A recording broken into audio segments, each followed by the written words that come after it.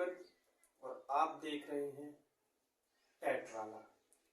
तो दोस्तों आज हम बात करने वाले हैं सीटेट जो आपका जनवरी में हो चुका है और जो आपका अगस्त में आने वाला सीटेट है उसके ऊपर, क्योंकि जो सीटेट आपका जनवरी में हुआ था उसमें बहुत ऐसे बच्चे हैं जो फेल हुए हैं। चाहे आप पेपर फर्स्ट की बात करें चाहे आप पेपर सेकंड की बात करें। पेपर फर्स्ट में लगभग विद्यार्थी शामिल हुए थे 10 लाख। अब ये जगह कम क्यों हुई? क्योंकि यहाँ पे बीएड वाले जो थे उनको बाहर कर दिया गया था। तो उन्होंने भाई जब बीएड वाले पीआरटी से बाहर है तो उन्होंने ये वाला फॉर्म भरा नहीं, और इसमें टोटल जो पास हुए वो हुए 1,25,000। अब पेपर सेकंड जो जिन्होंने दिया था उसमें थे लगभग 18 लाख, क्योंकि इसमें बीटीसी प्लस बीएड दोनों शामिल हुए थे। और दोनों शामिल होने के बावजूद भी रिजल्ट कितना रहा? 1.12 लाख, यानी कि जो फर्स्ट पेपर से भी कम रिजल्ट रहा है। और अब बात करते हैं कि फेल होने के आखिर कारण क्या है।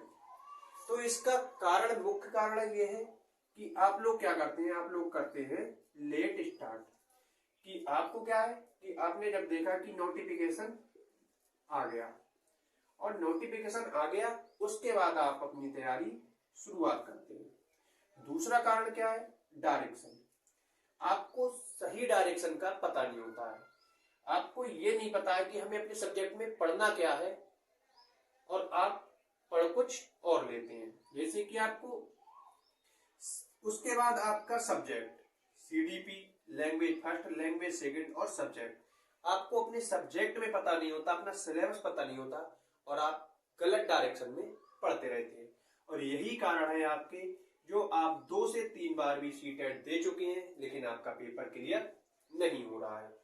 अब बात करते हैं, आपका जनवरी वाला तो हो गया, चाहे आप पास हुए या फेल, लेकिन जो आपका सीटेट अगस्त वाला आ रहा है इसकी हम बात करते हैं कि इसको आप पास कैसे करें।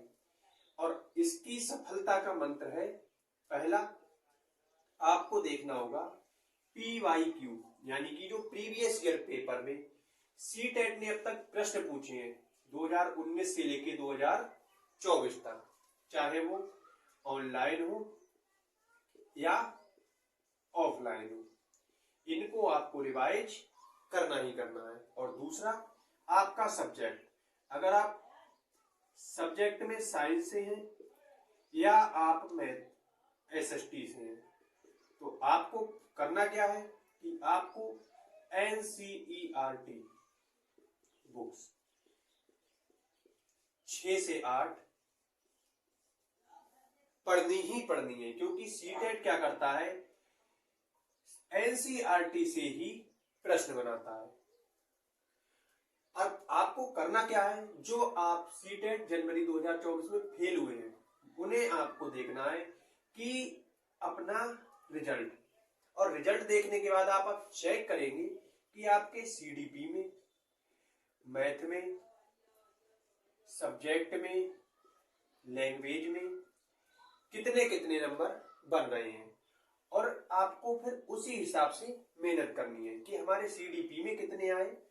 और दूसरा, सबसे ज्यादा बच्चे मार्क खाते हैं लैंग्वेज में, क्योंकि वो उसमें मेहनत नहीं करते हैं और उसमें फेल हो जाते हैं। तो आपको करना क्या है, आपको लैंग्वेज 1 और लैंग्वेज 2 में सबसे पहले तो पैसेज की तैयारी करनी है।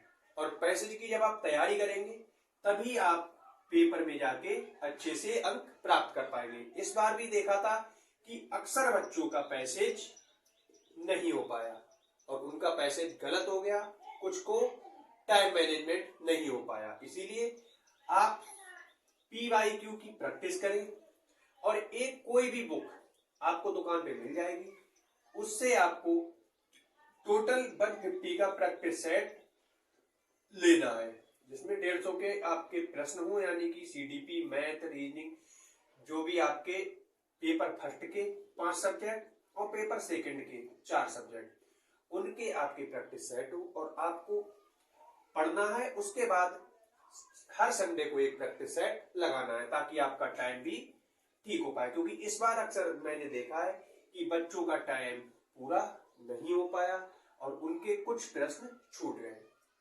तो आपको करना क्या है, सबसे पहले एनसीईआरटी बुक्स को पढ़ना है और आपको पीवाईक्यू में मेहनत करनी है, तभी आपका पेपर सीटेट 2024 का है अच्छे नंबरों से पास हो जाएगा। तो कैसी लगी आपको इन्फॉर्मेशन, कमेंट बॉक्स में जरूर बताइएगा। वीडियो अच्छी लगी हो तो वीडियो को लाइक, और अगर आप चैनल पर नए हैं तो चैनल को सब्सक्राइब जरूर कर लें। मिलते हैं अगली इन्फॉर्मेशन के साथ। Thank you.